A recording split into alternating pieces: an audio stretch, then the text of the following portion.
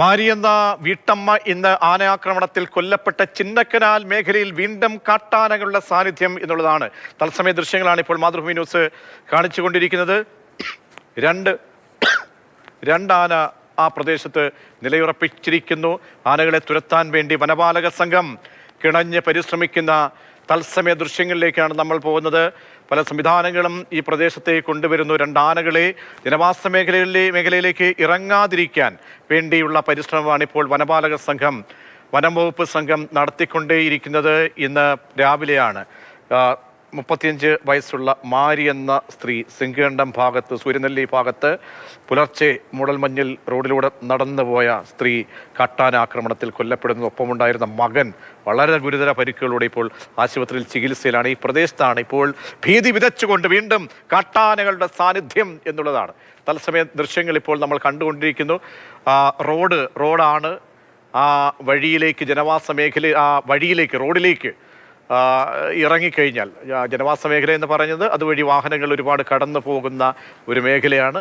ആ മേഖലയിലേക്ക് ആനകൾ ഇറങ്ങിക്കഴിഞ്ഞാൽ അത് വലിയ ഭീതി ഉണ്ടാക്കുന്നതാണ്. ഇപ്പോൾ ഈ ദിവസം ഇന്ന് ജനവാസ മേഖലയിൽ ഉണ്ടായ ഈ സംഭവത്തിൽ, ഈ ദുരന്തത്തിന് പിന്നാലെ ഇപ്പോൾ വനപാലക സംഘം അവിടേക്ക് നിലയുറപ്പിച്ച് ആനകളെ തുരത്താൻ വേണ്ടിയുള്ള ശ്രമമാണ് ഇപ്പോൾ നടത്തിക്കൊണ്ടേയിരിക്കുന്നത്. ജെയിനസ് രാജു ഈ സംഭവ സ്ഥലത്ത് നിന്നും വീണ്ടും ചേരുന്നുണ്ട്. ജെയിൻ, നമ്മൾ നേരത്തെ പറഞ്ഞതുപോലെ വലിയ പ്രതിഷേധങ്ങളൊക്കെ തന്നെ ഉയർന്നുകൊണ്ടിരിക്കുകയാണ് ഈ ദുരന്തവുമായി ബന്ധപ്പെട്ട്. ബന്ധുക്കളടക്കം നാട്ടുകാരുൾപ്പെടെ ആ ചർച്ചകൾക്കിടെയാണ് ഇപ്പോൾ വീണ്ടും ആനക്കൂട്ടം അവിടേക്ക് ഇറങ്ങുന്നു എന്ന് പറയുന്നത്. അപ്പോൾ ഇതിനെ ഈ റോഡിലേക്ക് ഇറങ്ങാതിരിക്കാനുള്ള എന്തൊക്കെ സംവിധാനങ്ങൾ ഇപ്പോൾ വനം വകുപ്പിന്റെ ഭാഗത്തുനിന്ന് ഉണ്ടാകുന്നുണ്ട് ജെയിൻ? പ്രജീഷ്, ഈ റോഡ് മുറിച്ച് കടന്ന് ആന താഴേക്ക് പോകണം, അതിനു വേണ്ടിയിട്ടുള്ളൊരു ശ്രമമാണ് വനം വകുപ്പ് ഉദ്യോഗസ്ഥർ നടത്തുന്നത്. ഇപ്പോൾ പടക്കം ഈ റോഡിൻ്റെ വലതുവശത്താണ് ഈ 2 ആനകളുള്ളത്. അത് ഈ റോഡ് ക്രോസ് ചെയ്ത് ഇടതുവശത്തേക്ക് ഇറങ്ങി പോകണം. അതിനു വേണ്ടിയിട്ടുള്ള കാത്തിരിപ്പാണ് വനം വകുപ്പ് ഉദ്യോഗസ്ഥർ നടത്തുന്നത്.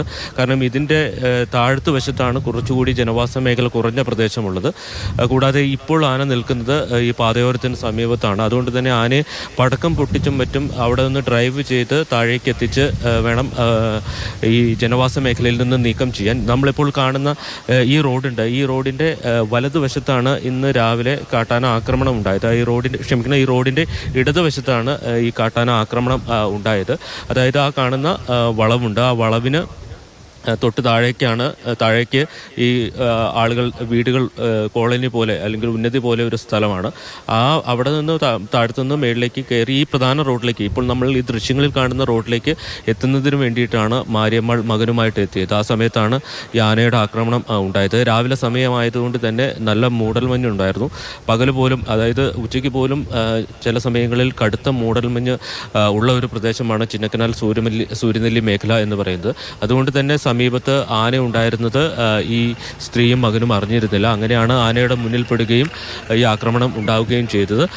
8ൻ്റെ കൂട്ടം എന്നറിയപ്പെടുന്ന കാട്ടാനക്കൂട്ടമാണ് ഇവരെ ആക്രമിച്ചത് എന്നുള്ളതാണ് കരുതുന്നത്. അതിൽ 2 ആനകളാണ് ഇപ്പോൾ ആ കൂട്ടത്തിൽ നിന്ന് മാറി ഇപ്പോൾ ഈ എസ്റ്റേറ്റിനും അതോടൊപ്പം തന്നെ ഈ യുക്കാലി മരങ്ങൾക്കിടയിലും നിലയുറപ്പിച്ചിരിക്കുന്നത്. അതിനെ അവിടെ നിന്ന് ഡ്രൈവ് ചെയ്ത് മറ്റൊരു സ്ഥലത്തേക്ക് എത്തിക്കാനുള്ളൊരു ശ്രമമാണ് വനം വകുപ്പ് നടത്തിക്കൊണ്ടിരിക്കുന്നത്.